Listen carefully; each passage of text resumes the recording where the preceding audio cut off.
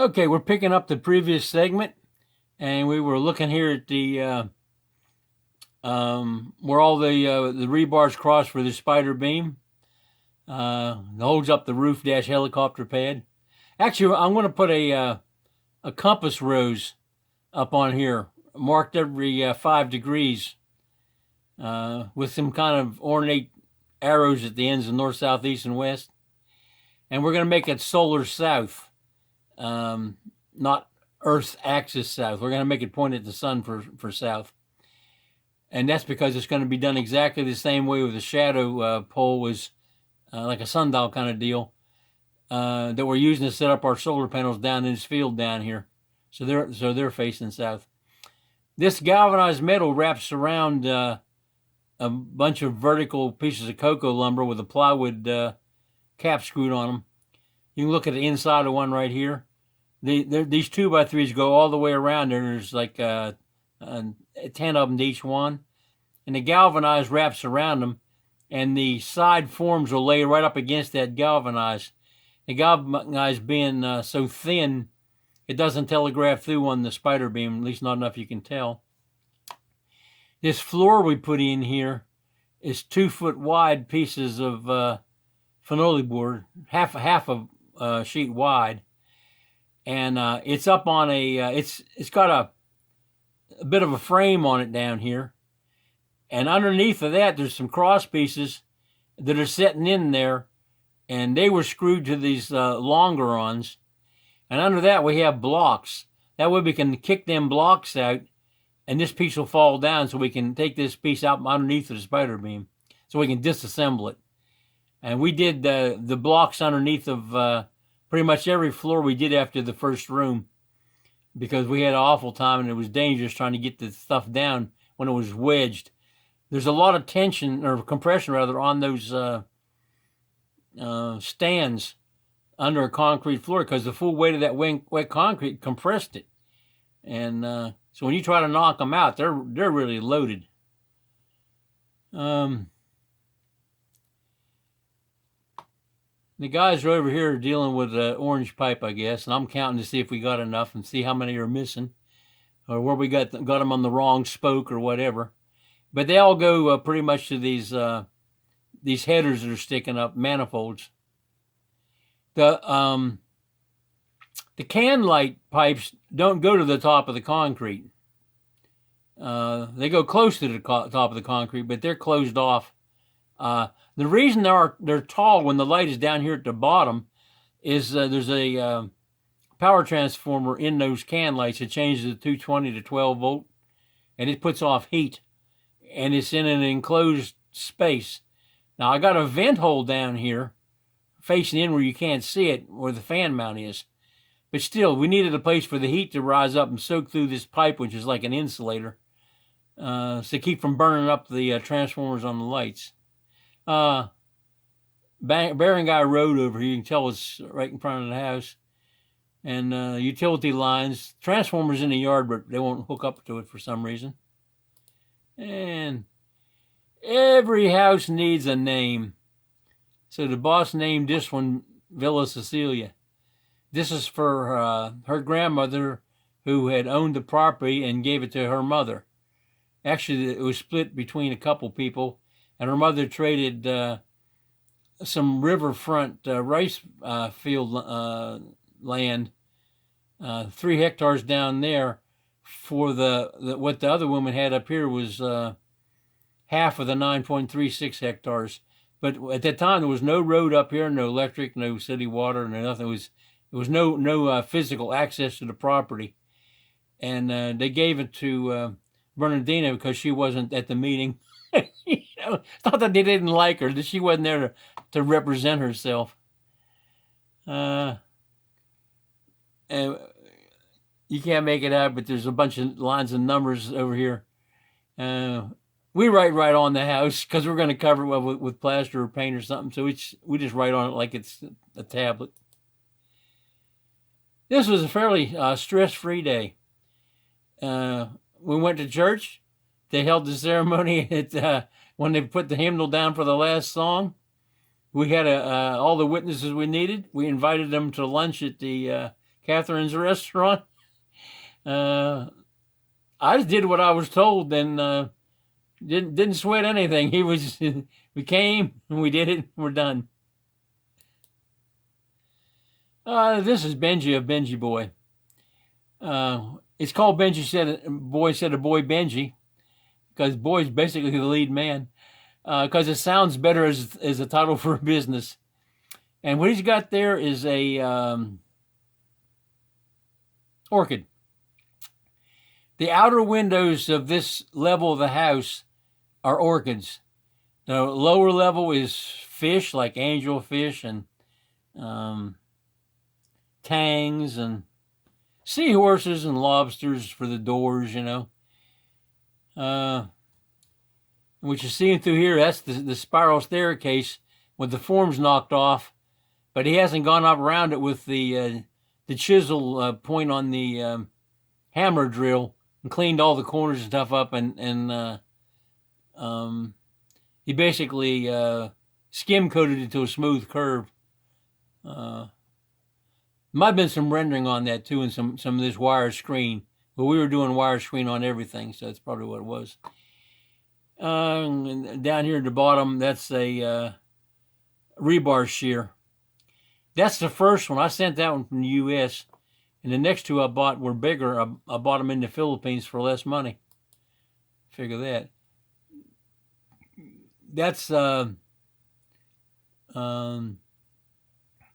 pretty sure that's the same one that he was standing beside. Okay, this is Boy of Benji Boy, and he's got a different orchid, different window. And in this room here, you see there's this stacks and stacks of the things, all kinds of ironwork. Okay, where it's 7 minutes. This is showing how the rebar runs continuous across any floor we do. We don't start and stop at a wall and have a bunch of bent ends hooked to each other and all that kind of stuff. We just run them straight across. They go 45 degrees across the intersection so that you have all the bars passing through the joint instead of half of them. If you come up perpendicular to it, and all the ones that weren't perpendicular would be 90 to it, they run parallel to it and they wouldn't go through the joint. So that's why this at a 45.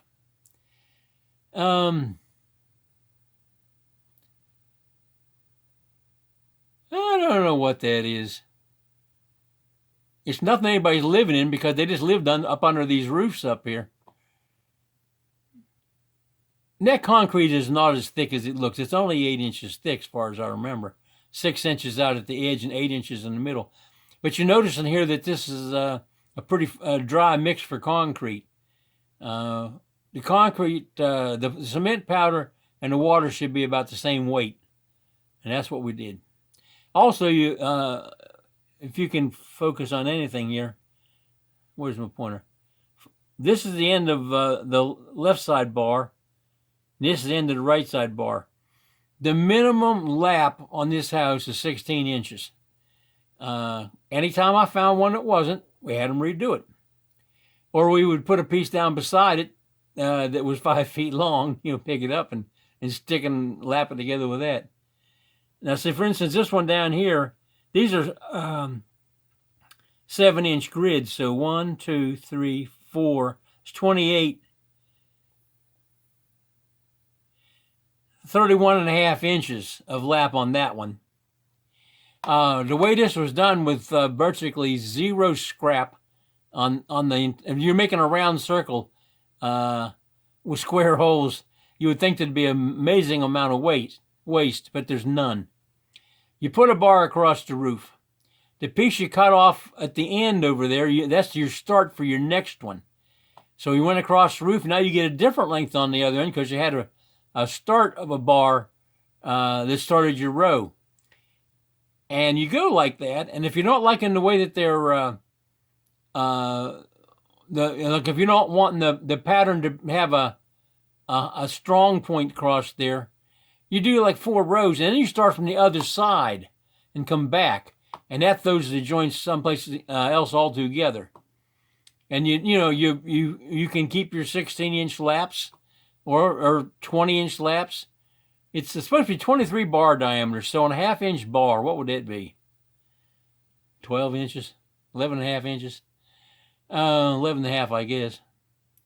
But we had minimum 16. That way I could use the 18-inch bars right on down to a, say, a 10. And some of them had too much, but none of them had too little.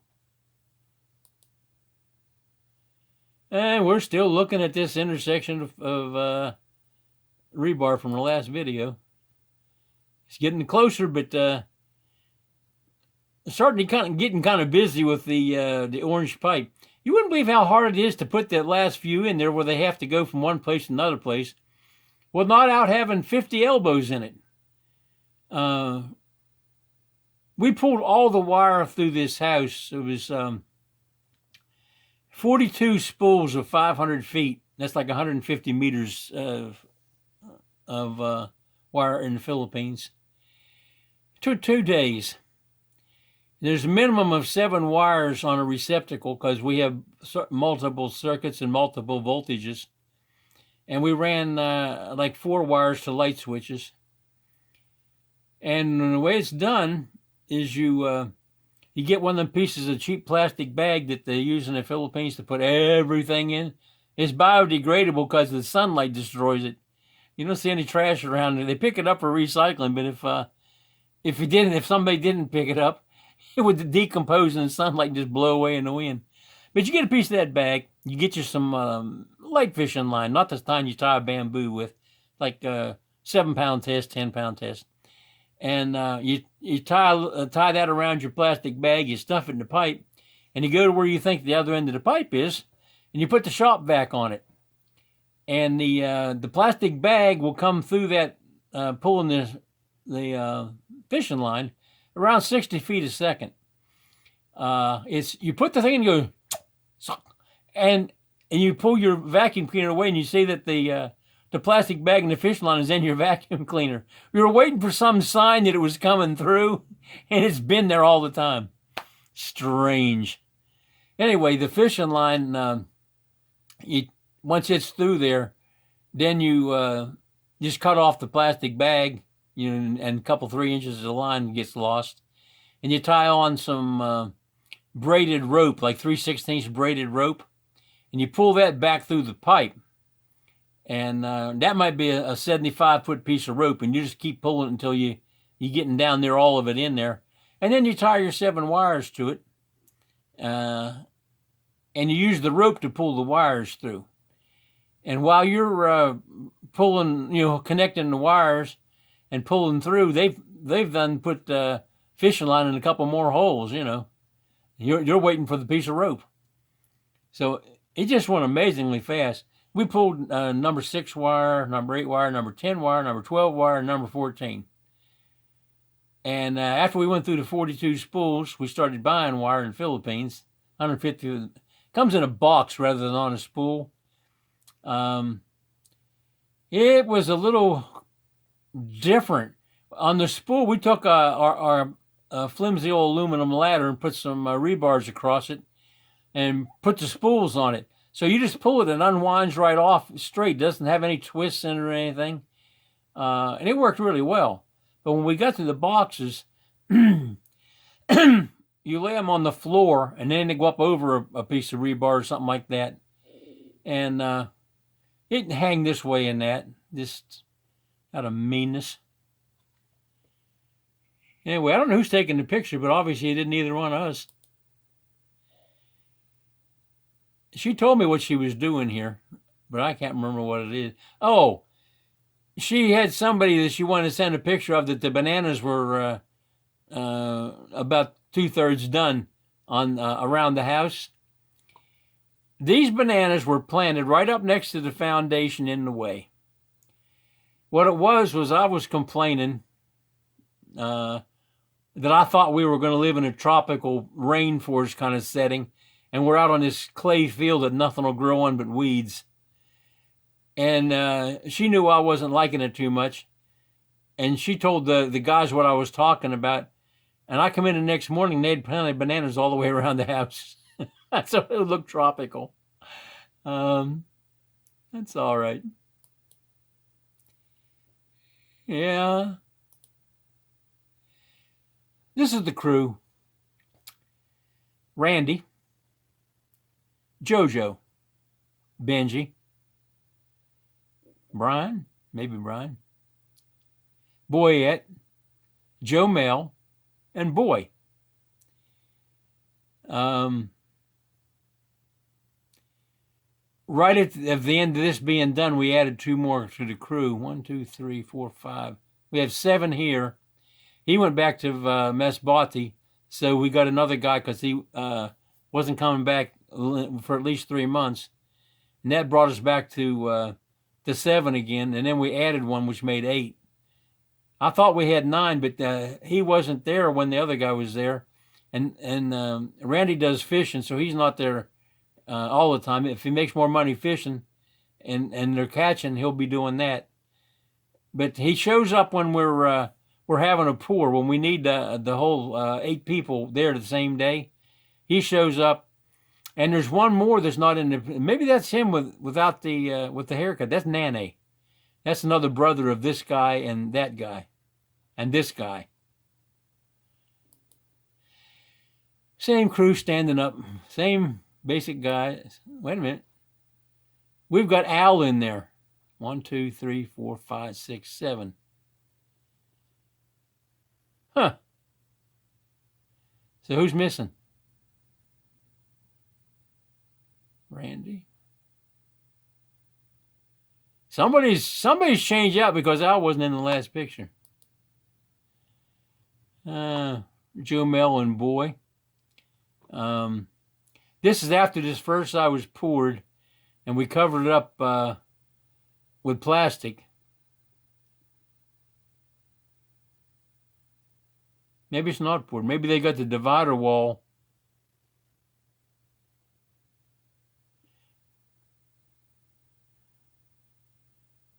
I see the edge sticking up here, so maybe it's not poured with the plastics down. Well, you notice the cement mixer's up on the roof. We bring the mixer right to where we're working. We bring all the sand and gravel up there. The water's in the barrels at least a day before we start. Rebar shears up on the roof because that's where we use it. So we had to bring the bags of cement up, and 2 of the guys that are in the 8-man crew, they keep bringing the cement up from inside the house down there. It's a full day job for that. It'd be 55 to 58 bags for this half of this roof.